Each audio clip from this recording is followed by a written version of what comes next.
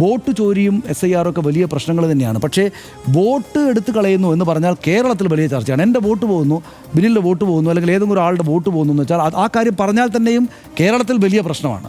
പക്ഷേ വോട്ട് പോകുന്നു എന്ന് വെച്ചാൽ ബീഹാറിൽ അവിടുത്തെ എത്രയോ 10-67 എന്ന് വെച്ചാൽ 63% ആളുകളുടെ ഒരു ദിവസത്തെ വരവ് 67 രൂപയാണ്. വെറും 67 രൂപ, 100 രൂപയിൽ കൂടുതൽ താഴെ, 100 രൂപയിൽ പോലും താഴെയുള്ള പൈസ മാത്രം ഒരു ദിവസം കിട്ടുന്ന സാധാരണക്കാരനായ മനുഷ്യനോട് നിങ്ങളുടെ വോട്ട് പോകുന്നു എന്ന് വെച്ചാൽ അയാൾക്ക് എന്താണ്? അയാൾ ചിലപ്പോൾ ഒരുപക്ഷെ വോട്ട് ചെയ്യാൻ പോകുന്ന ആൾ പോലും ആയിരിക്കില്ല. പക്ഷേ നിങ്ങളുടെ വോട്ട് പോകുന്നതിലൂടെ നിങ്ങളുടെ ജീവിതാനുകൂല്യങ്ങൾ പ്രശ്നത്തിലാകുമെന്ന് പറഞ്ഞാൽ അയാൾക്കത് മനസ്സിലാവും. പക്ഷേ ആ ആനുകൂല്യങ്ങൾ പോകുമെന്ന് പറഞ്ഞാൽ അയാൾക്ക് മനസ്സിലാക്കാനുള്ള അവസരമുണ്ടോ? ഇല്ല. കാരണം എന്താണെന്ന് വെച്ചാൽ തൊട്ട് മുമ്പ് 10,000 രൂപ അവൻ്റെ വീട്ടിലെ സ്ത്രീയുടെ അക്കൗണ്ടിലേക്ക് വീണു. ഈ 63 ലക്ഷം അല്ല 75 ലക്ഷം സ്ത്രീകളുടെ അക്കൗണ്ടിലേക്ക് വീണു. 18-നും 19-നും പ്രായത്തിനിടയിലുള്ള നിരവധിയായിട്ടുള്ള ആളുകളാണ്, ലക്ഷക്കണക്കിന് ആളുകളാണ് ഇത്തവണ വോട്ട് ചെയ്യാൻ പോയത്. അവൻ്റെ അമ്മയുടെയും പെങ്ങളുടെയും അക്കൗണ്ടിലേക്ക് പൈസ വന്ന് വീണു. എന്ന് വെച്ചാൽ 75 ലക്ഷം സ്ത്രീകൾക്ക് 10,000 രൂപ കൊടുത്തു എന്ന് വെച്ചാൽ ആ ജനതയ്ക്ക് മുഴുവനായിട്ടും പൈസ വന്ന് നേർക്കുനേർ കാണുകയാണ്. അപ്പോൾ പിന്നെ ആനുകൂല്യങ്ങൾ പോകുന്നു എന്ന കാര്യവും നടക്കില്ല.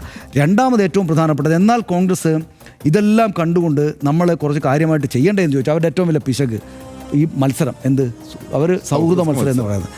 RJDക്കെതിരെ 5 സീറ്റിലും CPIക്കെതിരെ 4 സീറ്റിലും കോൺഗ്രസ് മത്സരിച്ചു. ഒന്ന് ആലോചിച്ച് നോക്കൂ. 2 മണ്ഡലങ്ങളിൽ വികാസശീൽ ഇൻസാൻ പാർട്ടിയും CPIയും തമ്മിൽ മത്സരിച്ചു. ഒന്ന് ആലോചിച്ച് നോക്കൂ. 400-300 വോട്ടുകൾക്ക് തോക്കുന്നിടത്ത്, അല്ല കഴിഞ്ഞ വർഷം തോറ്റെടുത്ത്, ഈ തവണയെങ്കിലും ഈ രാഹുൽ ഗാന്ധി എന്നവരോട് പറയേണ്ടത് ഇത് നടക്കില്ല. നിങ്ങൾ ഇത് ചെറിയ ചെറിയ പ്രദേശങ്ങളിലെ ആളുകളാണ്, ഇത് നടക്കില്ല ഇവിടെ എന്ന് പറയേണ്ട ഉത്തരവാദിത്തമുള്ള ആളാണല്ലോ രാഹുൽ ഗാന്ധി. RJDക്കെതിരെ 5 സീറ്റിൽ, ഇപ്പോൾ നോക്കൂ, CPIക്കെതിരെ 4, 5, 4, 9 സീറ്റ്. ഈ മത്സരം അവിടെ ഉണ്ടായിരുന്നെങ്കിൽ 9 സീറ്റ് ആ അക്കൗണ്ടിൽ ഇരുന്നേനെ, ആ മുന്നണിയുടെ അക്കൗണ്ടിൽ ഇരുന്നേനെ. എന്നിട്ട് ജയിക്കാവുന്ന ചുരുക്കം സീറ്റുകൾ വാങ്ങി ജയിച്ചിരുന്നെങ്കിൽ കോൺഗ്രസിൻ്റെ എത്ര മനോഹരമായിട്ടുള്ള കാര്യങ്ങളായേനെ. പക്ഷെ അത് ചെയ്യാനുള്ള ലീഡർഷിപ്പ് അവർക്ക് അവിടെ ഇല്ല. ഞാൻ പറയുന്നത് കോൺഗ്രസ്സിന് ഇപ്പം കേരളത്തിലടക്കമുള്ള കോൺഗ്രസ്സുകാർ ആകപ്പാടെ ക്ഷീണിച്ചിങ്ങനെ നിൽക്കേണ്ടുന്ന കാര്യമൊന്നുമില്ല. അവിടെ തോറ്റു. ബിനിൽ ചൂണ്ടിക്കാണിച്ച പോലെയുള്ള കാര്യങ്ങൾ കർണാടകയിലും തെലങ്കാനയിലൊക്കെ ഉണ്ട്, എമർജ് ചെയ്ത് വരുന്നുണ്ട്.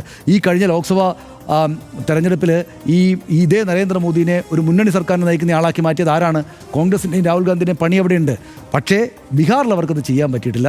ബീഹാറിൽ നല്ല തിരിച്ചടിയുണ്ടായി. ബീഹാറിൽ അവർ ചെയ്ത തെറ്റ്, അവർക്ക് ചരിത്രമില്ല. അവർക്കുള്ള ചരിത്രം ഉന്നത കുലജാതികളുടെ ചരിത്രമാണ്. അവിടെ നിന്ന് വോട്ട് കിട്ടാനില്ല. ആ വോട്ട് BJP കൊണ്ടുപോയി, ആ വോട്ട് മറ്റു പാർട്ടികൾ കൊണ്ടുപോയി. അവിടെ ലീഡർഷിപ്പില്ല. അവിടെ നന്നായിട്ട് ഇളക്കി മറിച്ചു. ഈ മുന്നേറ്റം ഉണ്ടാക്കിയില്ല മുന്നണി ആകെ തന്നെയും. അതുകൊണ്ട് ആ ക്ഷീണമുണ്ടായി. ബിനിലിപ്പോൾ പറഞ്ഞതുപോലെ ഏത് നാട്ടിലും പോയിട്ട് രേവന്ത് റെഡ്ഡിയെയോ അല്ലെങ്കിൽ സിദ്ധരാമയ്യയും DK ശിവകുമാറിനെയും പോലെ ഒരു നേതാവിനെ കണ്ടെത്തിയിട്ട് നിങ്ങൾ ഈ നാട്ടിൽ നടന്ന് ഈ പാർട്ടി ഒന്ന് ഉണ്ടാക്കൂ എന്ന് പറഞ്ഞാൽ തിരിച്ചു വരാവുന്ന ഭാഷ, രാഷ്ട്രീയ ഭാഷയുള്ള പാർട്ടി തന്നെയാണ് കോൺഗ്രസ്.